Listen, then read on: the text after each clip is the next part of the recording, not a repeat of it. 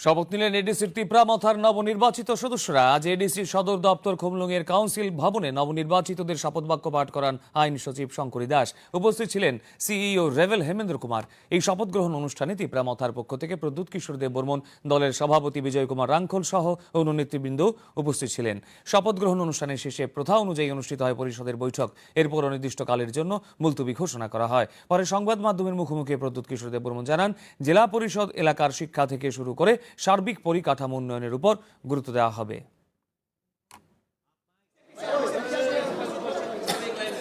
त्रिपुरा को आगे ले जाना है तो सबसे पहले हमें हमारा सोच भी थोड़ा बदलना पड़ेगा।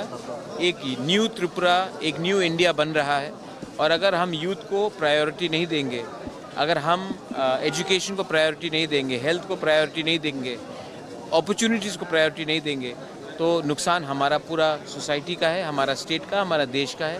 तो मैं चाहता हूं कि एक ऐसा एडमिनिस्ट्रेशन आगे आए जो लोगों का बात सुने और अपने मन मर्जी से काम नहीं करे।